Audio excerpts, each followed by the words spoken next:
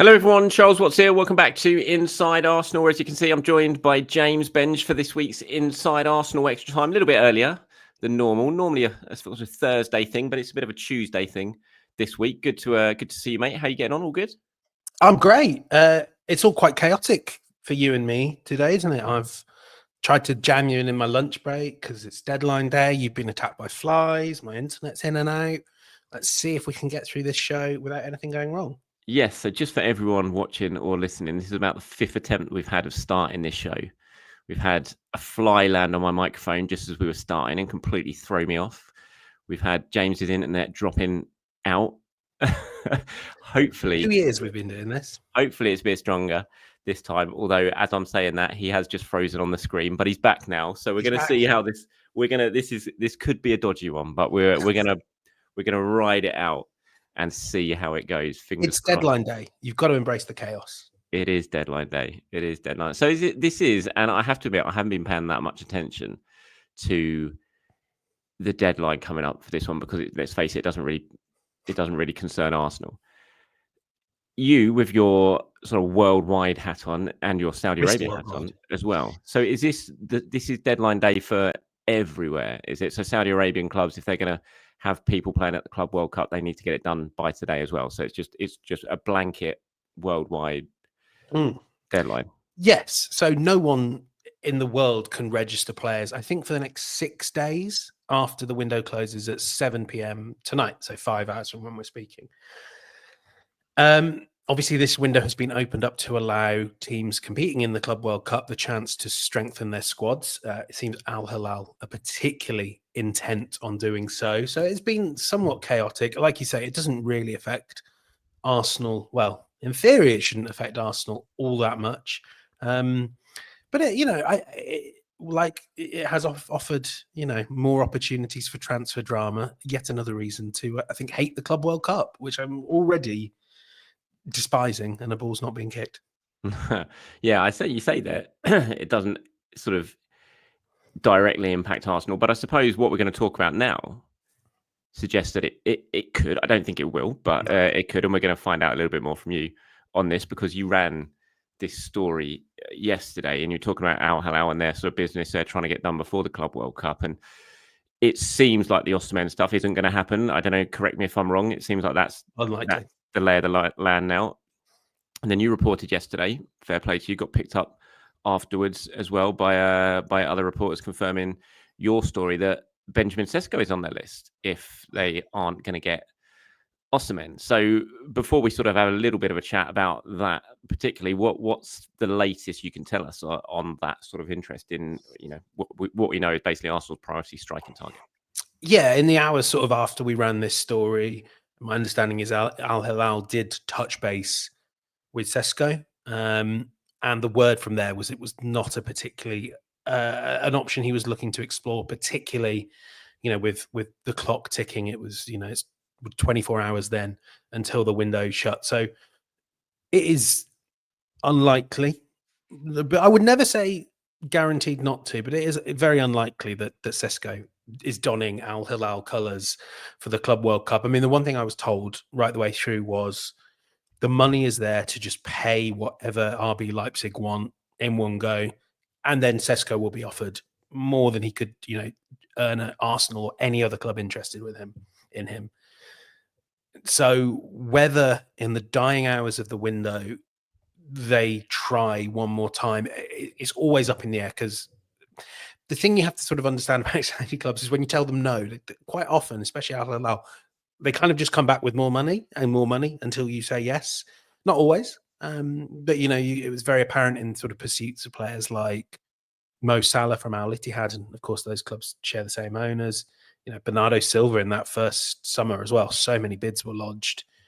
It could change. I mean, it doesn't help as well that I think Darwin Núñez has intimated he's not that keen on the Pro League either. So, what are we, 5 hours from the window? I'd be shocked, but it's also something that could be revived after the Club World Cup.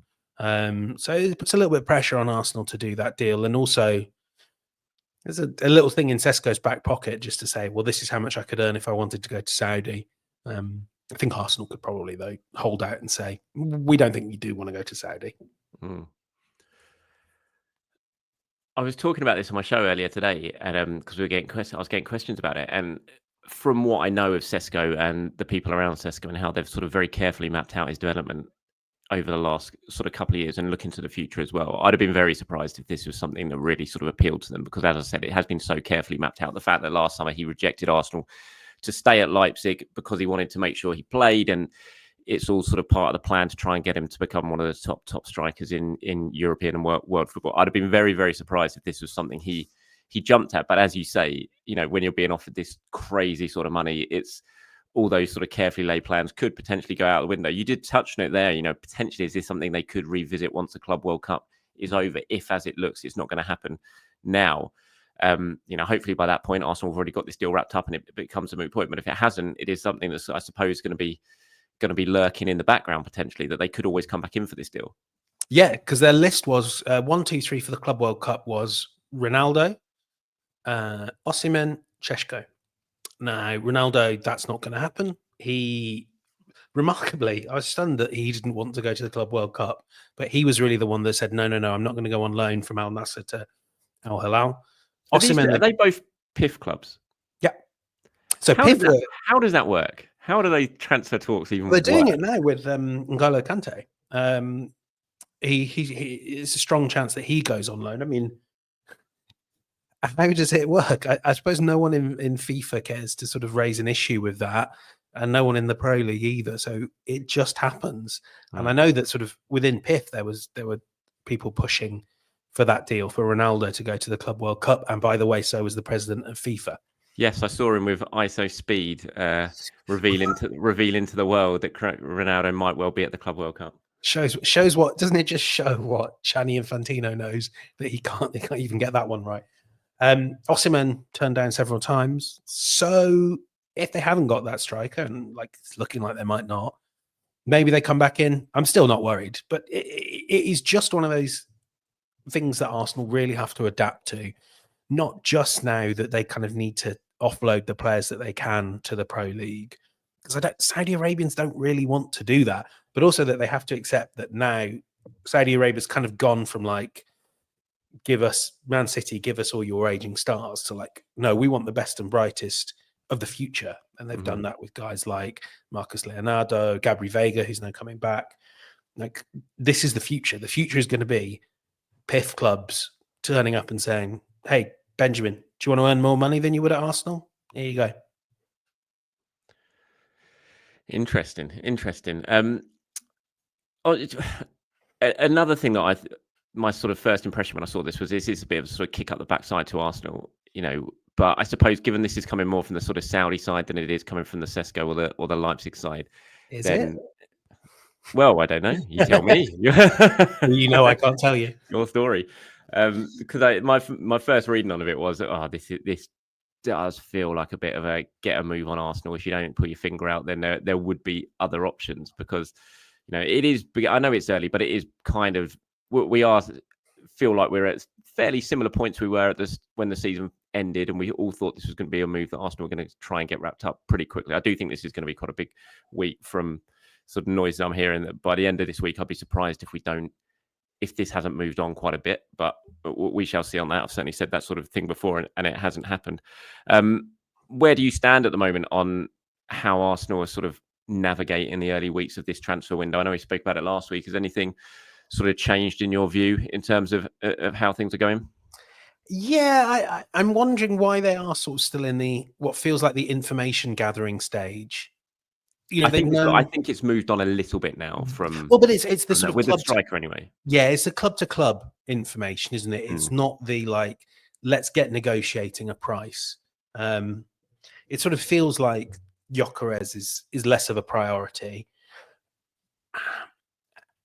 And I don't quite understand now the value in prevaricating. You just don't want to get to a stage where someone else gets a chance to get in the room with this guy, because we know it's not just like Chelsea and Man United. We know that Liverpool are hunting the market for a striker.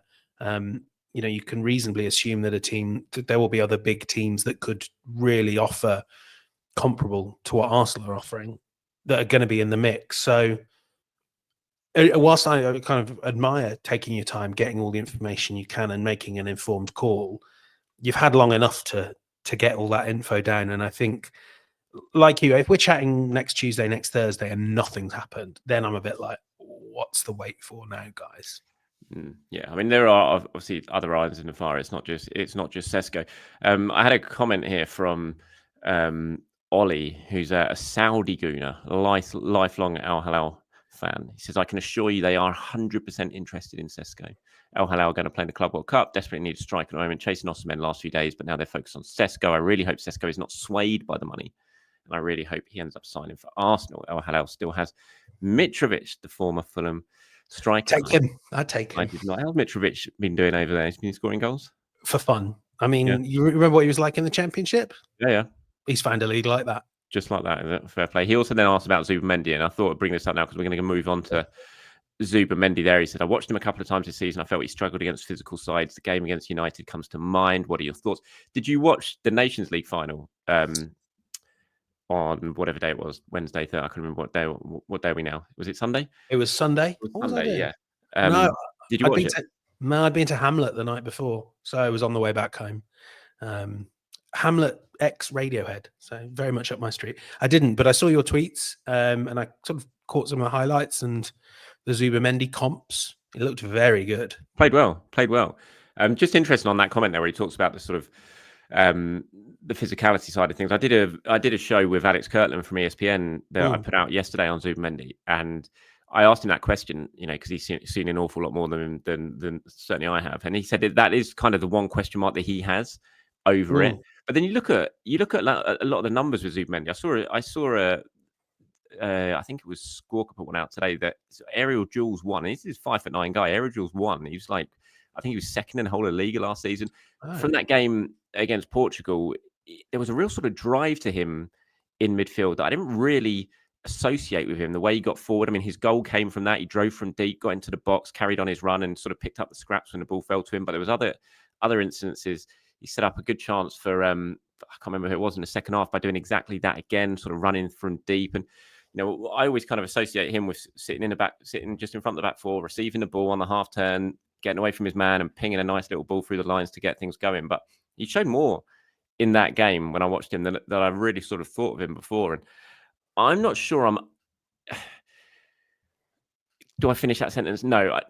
I get the sort of physical question marks over him because he is relatively small. He's no Rodri coming over to the Premier League, for example. But from my limited knowledge of seeing him, I do feel like, although it might take a few months, I think he's got it in him to be able to handle the pace and the speed and the power of the Premier League. And I also think a lot of the positive side of him, rather than focus on maybe the one sort of negative, I think a lot of the positive sides could well outweigh that from what I've seen. And certainly from my discussion with Alex Kirtland, and if you guys haven't watched or listened to that yet, you can go back and find it. He gives some really good insight into Zubimendi.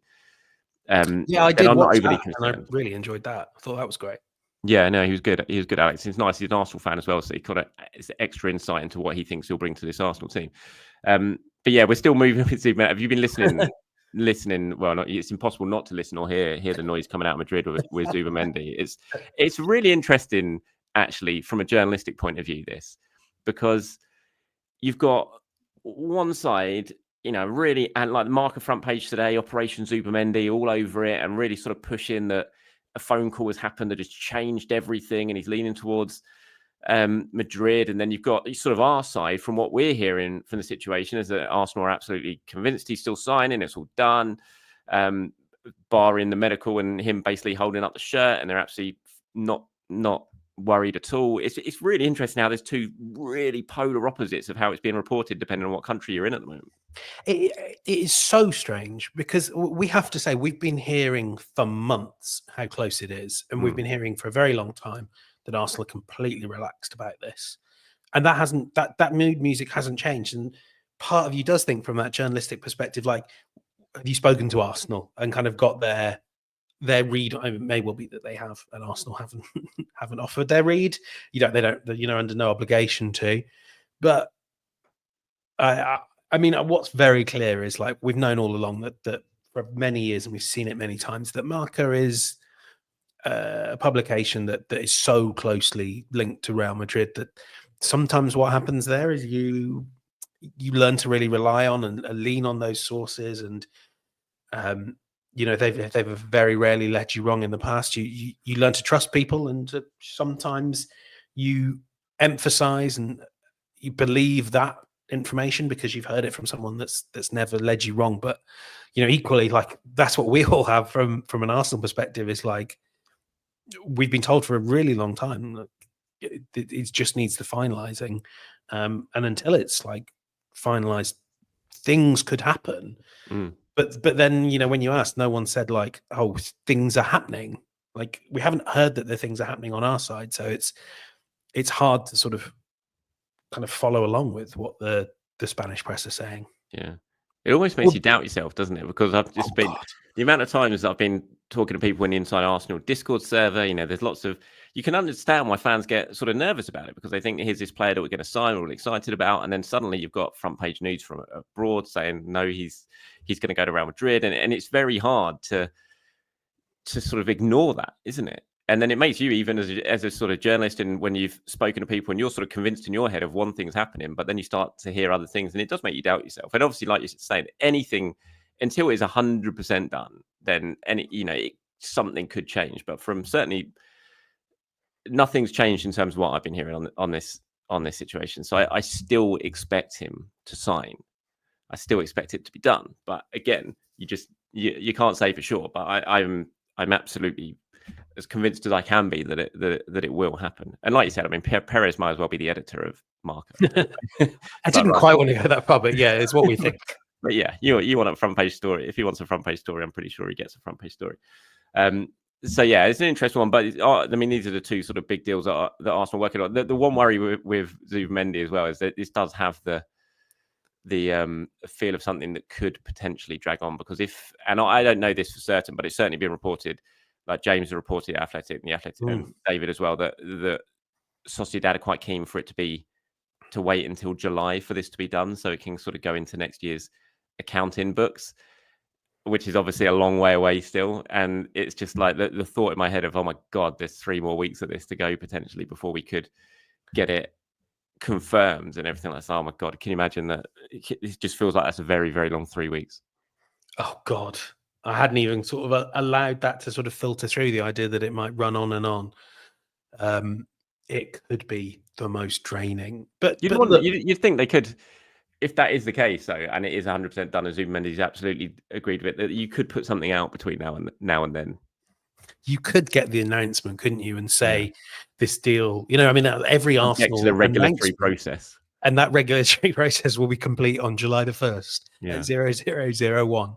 I don't think, I mean, that would be a great idea. And to an extent, it's probably like, if I'm advising Andrea Berta, I'm like, how can we get into the public sphere that Zubimendi's ours and stop this drumbeat? Because you never kind of know what it could encourage Zubimendi and people around him to start thinking. And you don't generally want a Spanish international daydreaming about playing for Real Madrid, do you? I mean, my worry is sort of 3 years down the line, when Real Madrid decide they want to sign him on a free contract. Well, if he's won himself 3 Premier League titles between now and then, I don't care. He can go. I'll be fine with that. I think there are legalities involved in terms of what's been signed and stuff like that. I just think it's very difficult, even if he wanted to get out of it, and I don't think he does. Well, I don't know that. Actually, I shouldn't say that because I don't know, but I think it would be difficult. It's not a case of just like what happened with Liverpool last year. It's much further down the line with that. So I don't think it's a case of just saying, right, I can't do it, because so much paperwork has been done. I think sort of legally there could be, I would presume, and I'm not a legal expert, sort of penalties involved. But anyway, it's all sort of hypothetical, because I'm still sticking to, I think he's going to sign, and it's all nice and rosy in the Arsenal Zubimendi garden. We've got loads of questions and comments that I wanted to get onto today. First of all, though, did you see the news earlier that Arsenal women are going to play all 11 games at all 11 WSL home games at the stadium next season? That's sort of big news for Arsenal, just continuing to build on the progress and development we've seen at the women's side over the last few years. Super exciting. Hoping to get down to quite a few of them as a fan of football, of course, but yeah, hopefully we'll see some of our viewers down there in another part of the Emirates. I haven't decided where I want to sit. Probably the North Bank or the Clock End. kind of different perspective on the game. Yeah. Yeah, very excited about that. Yeah, so it's all 11 home games. The knockout games in the Champions League will be there, but the domestic cup games in the league phase of the Champions League are still going to be at Boreham Wood. But yeah, fantastic news for the women. You see the quotes from Richard Garlick, from Renee Sleggers, from Claire Wheatley, all talking about how this is just another stage in their sort of ongoing development of the women team and moving forward and development of the game as well. Arsenal are such trailblazers when it comes to that. Obviously, European champions now as well, which is just fantastic. Still mad to even say that. But they've done so much for the women game and growing it. I think I saw it. I haven't got it to hand now, but their average attendance at the Emirates was 34,110 last season, which it put them something like the 20th best supported club in England. The women's team, which is a mad number, and you'd think that's the potential of that is to only grow next season. The fact the European champions, even more eyes on them as well. So it's just a brilliant thing for the women game. And really exciting as well that you can, because you have this that your fan base can propel you to a level where next time you meet Barcelona as European champions, you're not underdogs because you can compete with them for the biggest names in football. I know that there'll be some sort of financial information coming out soon on all this stuff, and you would expect to see Arsenal as the biggest earning WSL club and earning quite a lot of money, and that's really encouraging for turning this into a self-sustaining cycle where Arsenal can compete for the best players in the world beyond the ones they already have. So great news, and yeah, very excited to be getting down to some of these games next season. Right, let's move on to some questions now. I've got plenty of these to get stuck into in the second half of the show. Right, Luke and DJ here have got in touch on the Inside Arsenal Discord. Luke says, strong links for Sesko, Zubi. That's how he's known now, isn't it? Zubi. It kind of sounds, I don't know what that sounds like. But Zubi Zoo is that French song famous from Mad Men. Is that, I can't see that really scanning in a chant though. No. Well, I was thinking when I said Zubi there, my first thought was, what were those two puppet things called on The Big Breakfast with Chris Evans and Gabby Roslin? Zig and Zag. That was Zig it. And First Zag. thing I thought of as I was saying Zubi was those two. But yeah, Luke says strong links for Sesko, Zubi, Kepa, Rodrygo or Williams and Sane as backup. Still doesn't seem like a traditional Arsenal window. What do you guys think of this? How realistic versus unrealistic is a window like that? So Sesko, Zubi, Kepa, Rodrygo. How well? I mean, it is realistic because we think Zubimendi is going to happen. We think Kepa is going to happen. I think Sesko is going to happen. So 3 of the 4 is already, kind of done then. So then it's just can you get a deal done for Rodrygo? I'm not sure about Sane as a backup, I have to say, but it certainly looks like 4 of those 5 could potentially come in. So I think it is a realistic window. I still feel like they'll probably do more than that as well. Yeah, I think also for strong optimism. Like you say, I mean, I think you could get a sort of 5th, I count that right, a 5th player through the door, probably not another winger. I wouldn't kind of rule in or out the possibility that one has to sort of go to make room, especially if it's a Rodrygo level signing.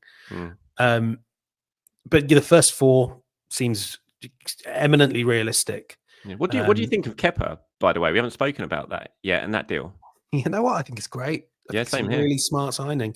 The only reasons I can think not to do it are fear of being bantered off by Chelsea fans. I don't care. He's been pretty much every season since the first couple. He's been fine. I don't think he's the goalkeeper Chelsea thought he'd be, but you're not paying that price. You're paying £5 million. He knows the Premier League, good with the ball at his feet, improved as a shot stopper. I think it's really good. And, I think he would, like everything's been said, that he'd come there looking to compete. And I think he's a player that comes as a number 2, but a number 2 that you could see a world where he, Raya gets an injury and you'll feel totally at ease trusting Kepa for 15 games. And who knows what happens after those 15 games. I'm really high on this deal. Yeah, I agree. I think it's really, really smart. I do not understand how anyone can have a problem with this deal. I said it before that I don't know what you think is a good deal if you don't think this is one in the transfer window. It's £5 million for the world's most expensive keeper. I know he didn't live up to the billing as the world's most expensive keeper, but he was that is what he is, and you're getting him for £5 million. He's proven just last season with Bournemouth that he's an absolutely adequate Premier League goalkeeper.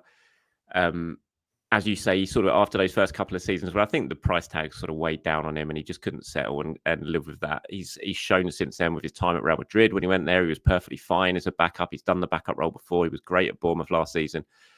I just think it's a really could be £5 million. I mean, and you talk about Rodrygo there, and maybe you'd have to sell to get a Rodrygo type signing him. But if you're signing Kepa for £5 million rather than maybe the 25 million you'd earmarked for Juan Garcia, suddenly you've got a fair amount of money in your budget there potentially to add to being able to get one of those bigger deals over. There's nothing not to like, I think personally in that deal.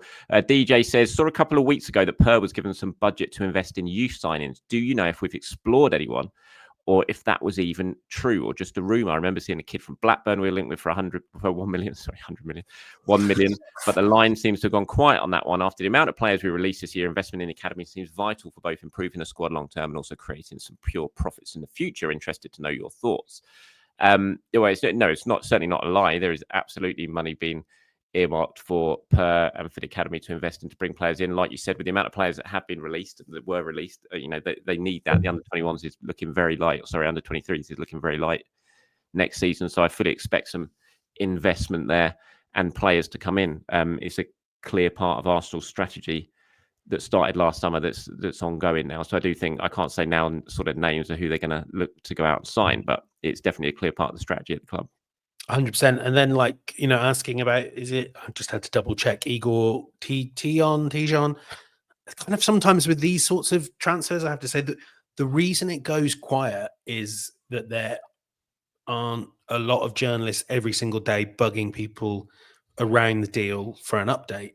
It's just the nature of people have got to chase the latest on Sesko, on Zubimendi, on Rodrygo. I don't necessarily think anything's changed, and it's not really the sort of transfer I get kind of cover anymore. But that's been my experience of it, is that it will, when I did these transfers at football.london, they're always something you're need to keep an eye on that, but it's always sort of fourth or fifth down your list, and you don't chase it maybe as much as you, well, obviously as you would the latest on Benjamin Sesko. So best of my knowledge, I wouldn't imagine anything's changed there. Right, here's one from ZBP. He says, extra time with various Premier League clubs transfer announcements and with how teams finished last season. Who are you calling as a top 4-6 for 2025-26 season? E.g., jokes aside, City very quietly creeping back into third is a little worrying. And that kind of, when you spend £250 million in January, that's no real surprise there, and they've carried on that spending. I mean, it is very, very early. So obviously, you're putting Crystal Palace as one of your top 4 slots, of course, for next season, James. But who are the other 3 at this stage of the early stage of the summer? Do you think? So my top 4. You don't have to give position, by the way. Just give your top. Oh, I'd do that though. Top 4 clubs. Well, Liverpool, Arsenal. I'm a bit skeptical on City. I think all the deals are fine, and except Cherki. I think Cherki's great. But I don't really know that many of them are going to bust their way into Guardiola's 11 and be stars, like Aït-Nouri or Reinders. I don't know. Who do you have? 4th, probably Newcastle. Let's assume they get one of the centre-back or right winger they've been targeting. I'd put them 4th.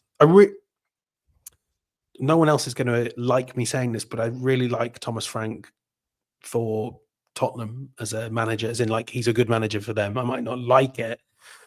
I maybe would have them in the top 6 as well. Tottenham and Chelsea rounding out the top 6 in no particular order.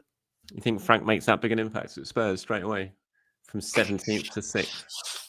But they weren't really 17th, were they? They were absolutely. Well, they were 17th. Games. You can't get any more 17th than that. They should have been relegated in a normal season. I think that he's a good appointment. He's a good appointment. I think he'll do well. I saw Andres Georgeson might be heading there, the old Arsenal set piece coach who they got from Brentford under Frank. I think he's going to Spurs with him. And you know how bad Spurs are at defending set pieces. Well, Thomas Frank's very good at drilling a team and not conceding at set pieces. So that should fix a pretty glaring problem for Spurs. Obviously, they'll improve. They're not going to finish 17th next season. I'm not sure. Might finish 18th. I'm not sure. Hopefully, that would be nice.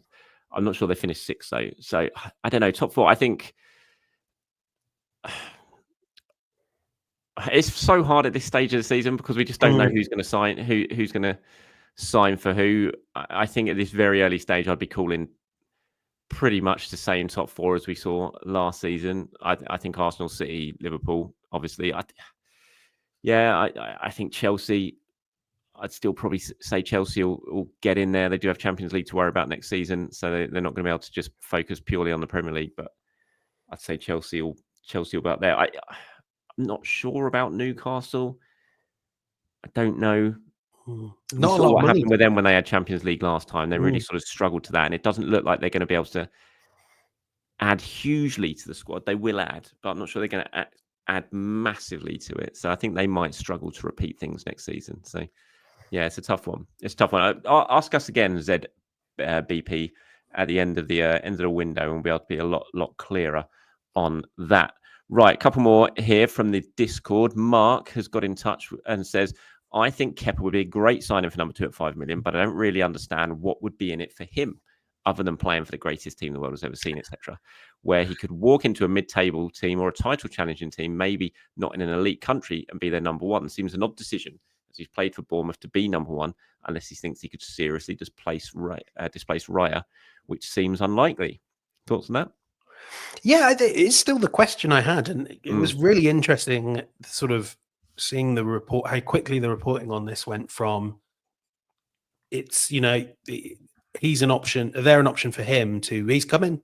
I think it is about having the chance to compete for Champions League and Premier League, and then we all struggle to see this in the media sometimes, but if you're an elite sportsman and you've got this far, you've got through the grueling academy process and seen so many people fall by the wayside to get to the level you've got to. Your belief in your own ability and talent is sometimes what we outside of that would view as irrational. So if you're kind of trying to think, why does Kepa want to come to Arsenal if he's not going to be number 1? The answer is he thinks he'll be number 1. I haven't sourced that, but it makes sense, doesn't it? Yeah, he'll certainly believe he could be number 1, and you never know what's going to happen injury-wise. I think London's a big thing as well. He doesn't obviously spend.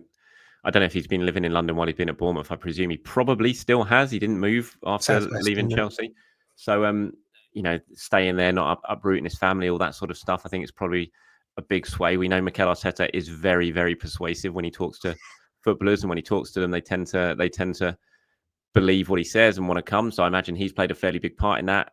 There's a strong Spanish contingent that's hopefully going to get stronger over the next sort of month or so as well. I think that probably plays into it. And you sort of joke there, other than playing for the greatest team in the world, etc. But it is playing for Arsenal. It is being able to compete for a Premier League title and a Champions League, even if you are a number 2 goalkeeper. So I think all those things sort of married together, and it is still quite a lure, even if you are going to be at number 2. Aurora Freak says, hi guys, I hope you're doing fine. I have a question about Vieira, Lokonga, Nelson. Do you think we'll be able to sell them this summer?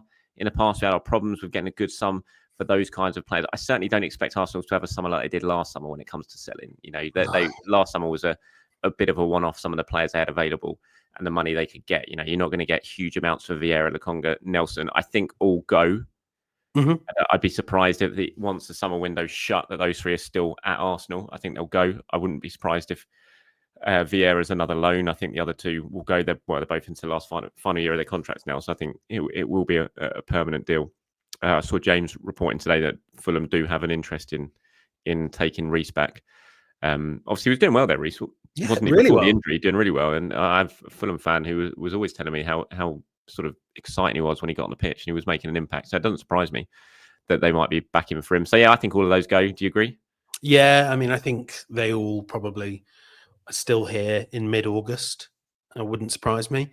And maybe you have to sort of settle with like Vieira going out on loan again, like you said.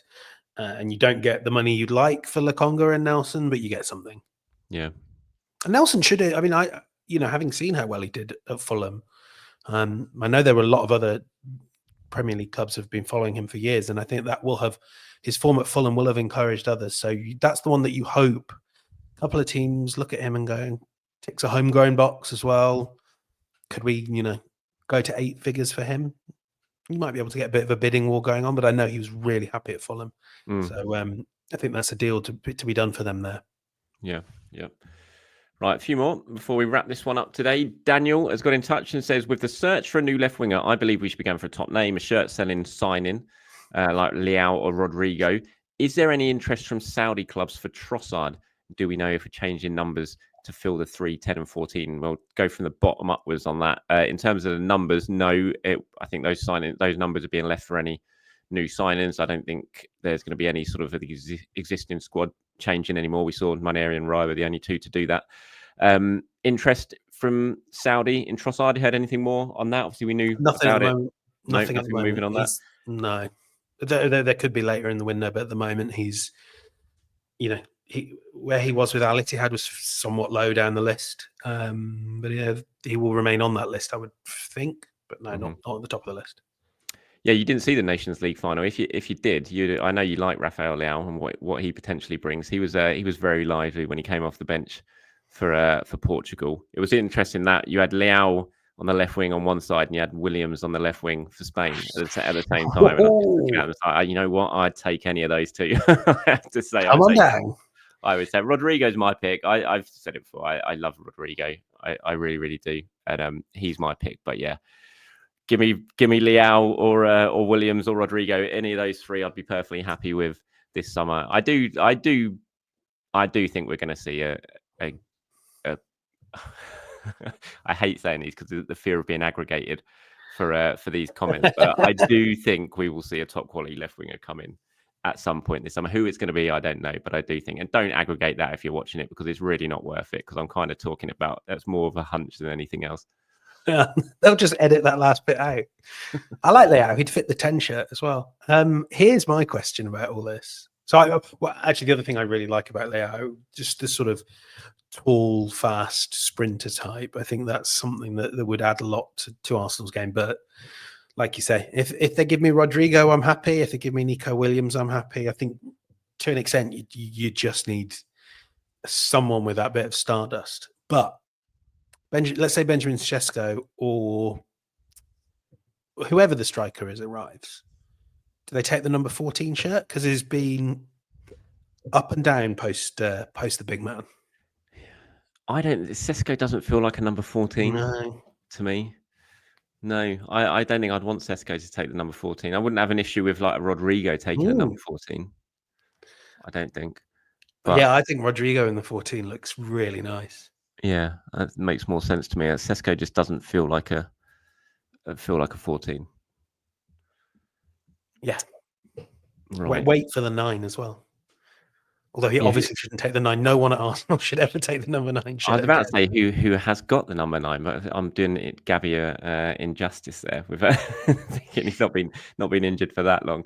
Right, we've got definitely a couple more now. Ed Christian says, extra time. Hi, Charles and James. Regarding wingers, any fears Rodrygo would struggle in the Premier League as it's more physical? My personal pick would be Matoma, PL proven this season, 10 Premier League goals, which could well be more in an Arsenal side. Love to hear your thoughts. Thanks for a good show as always. I mean, we didn't even mention Matoma there. Very impressive. What a player. Left winger. How old's Matoma now? Well, so this is the thing I was going to bring up about Matoma. He is 28. Quite old, 28, but he's a sort of brilliant test case for the question of like, is it age or is it like games in your legs? Because at the top level, I mean, he has 4 years in Europe because he's busy writing his thesis, wasn't he, on dribbling? And even that's 1 year in the Belgian leagues as well. So is he a young 28? I mean, to an extent, the reason you get worse in your 30s is because your body catches up with you. But I think it is also about, we see the guys that have played 500-600 minutes of games at a young age, that they tend not to like get through deep into their 30s. So, I mean, he would be sort of a fallback option for me. I would be very open to it. But well, how much did Brighton reject for Matoma from Saudi in January? Was it 90 million? It was like crazy money that they turned down. Yeah.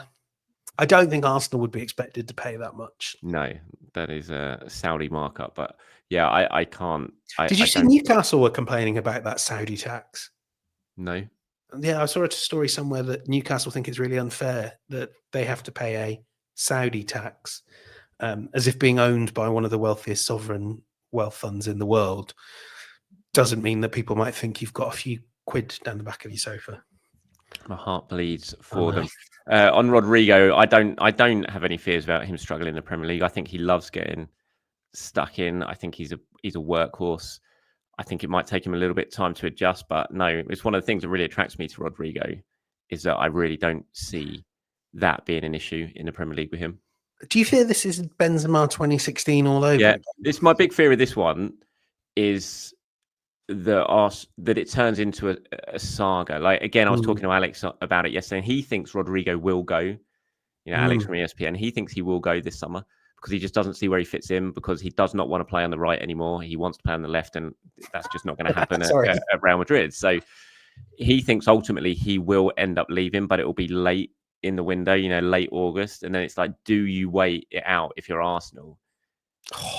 It's that's my big sort of concern about it, is it just drags into a bit of a saga that goes on and goes on and goes on. And then if it doesn't end up sort of working out, you're left at the end of the window asking for Raheem Sterling on loan or something, you know, not actually that happening, but you're sort of in that position again where you're scrambling around because you haven't been able to get your number one target. So but you would have Martinelli and Trossard. Like, you wouldn't. Yeah, I mean, you're not in the worst position ever, obviously. And I do think if there's anyone who's kind of worth waiting for in this summer, in my view, and there's a lot of people who don't agree, who don't actually think Rodrygo's that good. But I think he's that. You talked about that sort of Stardust type sign. I think he absolutely would be. And I do think he's got the potential to really sort of come out of his shell a little bit more when he leaves the Madrid bubble. And I think he'd be great in the Premier League. I really do. Right, this is a last one now from Roy, who said, "Hi, Charles. Extra time. Hello, lads. With a striker coming in and Kai not going anywhere anytime soon, do you see him playing in that left 8 role at all next season?" I see Kai Havertz playing in about 50 million roles next season. I have to say, I think he'll definitely play in that left 8 role at times, but I think we'll see him utilised all over the pitch. It's one of his biggest strengths. And yeah, I mean, Kai is definitely not going anywhere anytime soon at all. It makes me laugh when people seem to think that the new striker means that that's kind of the end of Kai Havertz at Arsenal. That could not be more wrong. I mean, I know we sort of remember when we were doing the sort of David Raya prediction, and we were like, oh, maybe in November, maybe. But I think if and when the new striker comes in, they will still find that on the opening day of the Premier League season, Kai Havertz is leading the line. That would be my theory. Left 8, I think a bit, although I have this dreadful thing at the moment where I keep forgetting Mikel Merino. Like, I was on Arscast last week and was going, God, they've got so many options in midfield, and just didn't even mention Merino. And I do wonder, you know, when he came through as a kid, he was a number 10, a sort of second striker number 10, but a number 10. I know, you know, I do wonder if he ends up being the sort of the Eze as well, the creative midfielder that everyone wants is actually Kai Havertz. And, you know, if business can't be done there and if they prioritise elsewhere, you see that when Ødegaard needs a rest in the unlikely event that Mikel Arteta gives him one, it's Kai Havertz that steps up at right 8. It wouldn't surprise me at all. No, not me. I think he's going to play a hell of a lot of football next season. And I'm looking forward to it because I'm a very big Kai Havertz fan. Right, that's it, mate. Thank you for joining me. Thank you for watching, everyone. Thank you for listening. We'll be back again at some point next week to be decided. Hopefully, with at least one sign-in through the door. That would be nice.